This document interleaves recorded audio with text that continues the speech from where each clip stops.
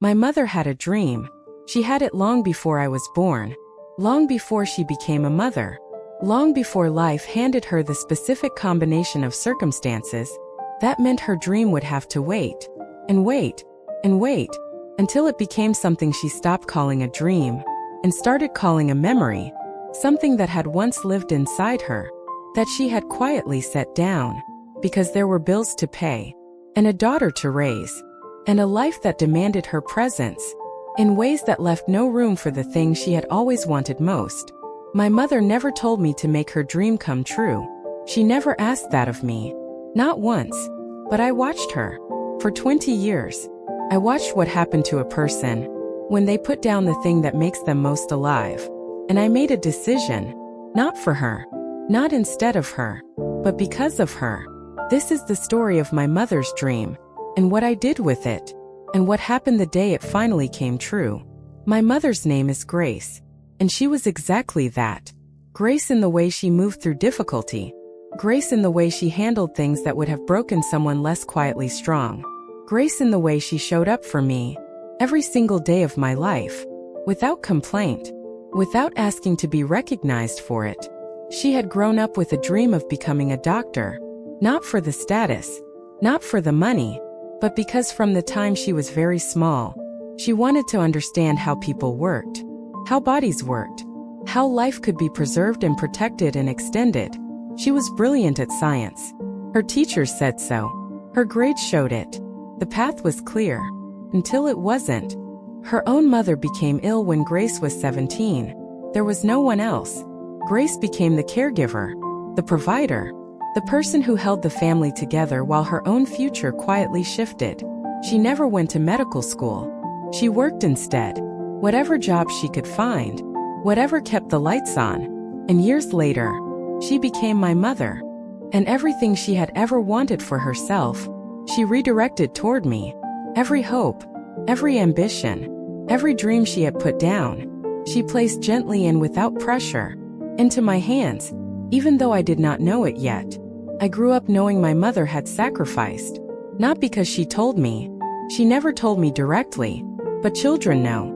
They feel the shape of the things that are not said.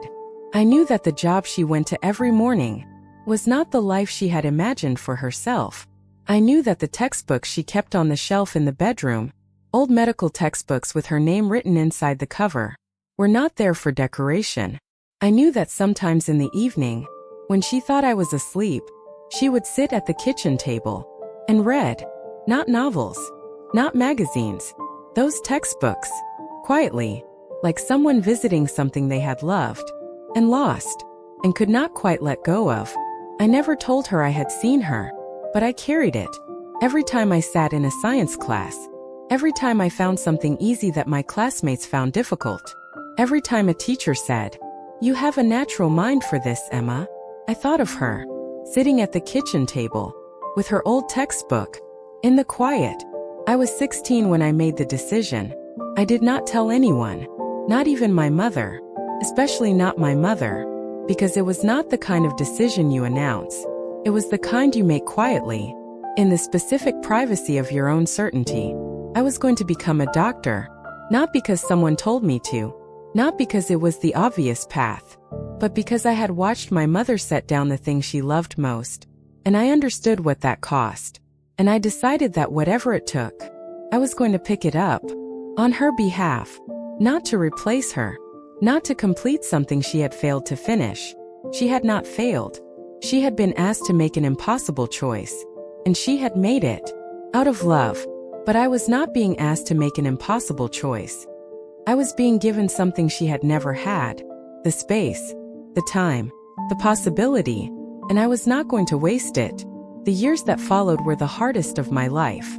Medical school is hard for everyone, but there was something specific about doing it, with a reason this large, this personal. The late nights were not just late nights. They were hours I was spending on something she had once dreamed of. The difficult exams were not just exams. They were moments where I was walking a path she had been turned away from. There were days when the weight of it was almost too much. When I sat in the library at 2 in the morning, surrounded by textbooks, eyes burning, and I thought about calling her. I never called. Not in those moments. Because I did not want her to hear that it was hard. I did not want her to carry the weight of my difficulty, on top of everything she had already carried. So I sat with it alone, and I kept going, because that is what she had taught me, not in words. In the specific example of her own life, you keep going. Even when going is the hardest thing available to you, you keep going. I called my mother on a Thursday afternoon, the day my results came through, the day I knew. She answered on the second ring, the way she always answered, like she had been expecting me, like she always had time. Emma.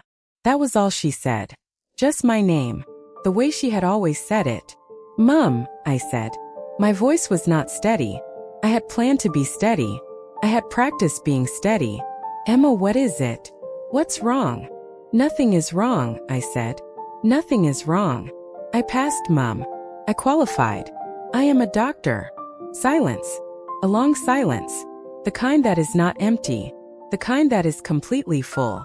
Emma, she said again, but differently this time, in a voice I had never heard from her before, something that was too large for the phone, too large for words. I heard her crying, and I cried too, both of us on the phone, not saying much, because there was not much that needed to be said, because some moments are too complete for language. My graduation ceremony was on a Saturday in June. My mother sat in the third row. I could see her from the stage. She was wearing the blue dress she saved for occasions she considered important. She had her hands clasped in her lap, the way she sat when she was trying to hold herself together. When they called my name, when I walked across that stage, I did not look at the person handing me the certificate. I looked at her, in the third row, in the blue dress, with her hands clasped, and I saw the exact moment something changed in her face. Not a big change, not a dramatic one.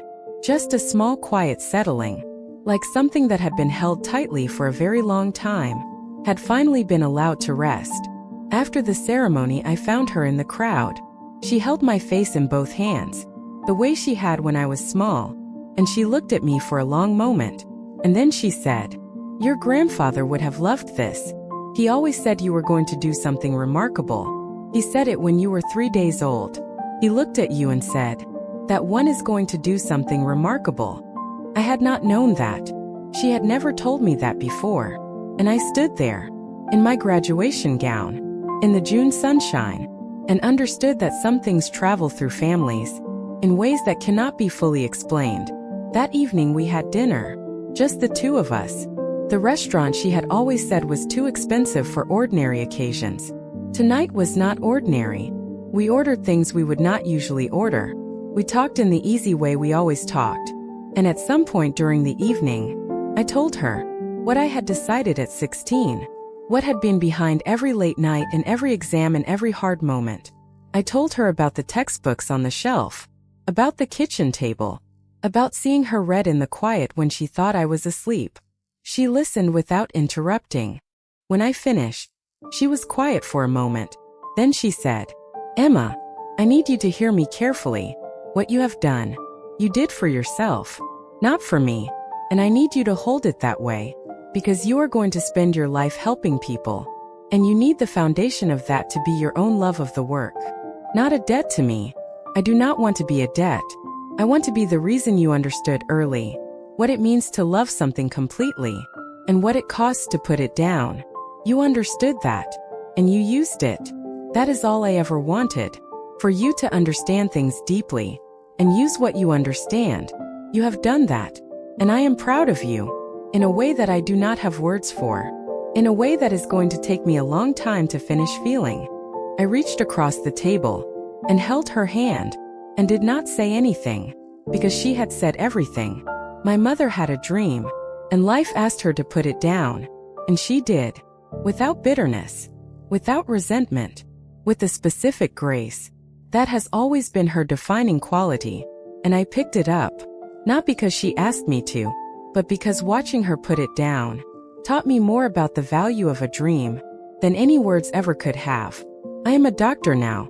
I have been for 3 years, and every single day, when I walk into a room to see a patient, I carry 2 things with me: my own love of this work, and the memory of a woman sitting at a kitchen table, in the quiet, reading a textbook with her name written inside the cover, visiting something she had loved and never completely let go of. That woman is my mother, and she is the reason I understand that the things we love most deserve to be pursued with everything we have, for as long as we have, before life asks us to make choices we cannot undo. If you are watching this, and you have a dream you have been putting down, I want to say this: pick it up. Not tomorrow, not when things are easier. Today, because somewhere in your life, there might be someone watching, learning what it means to love something. From the example of how you treat your own dreams, give them something worth learning from.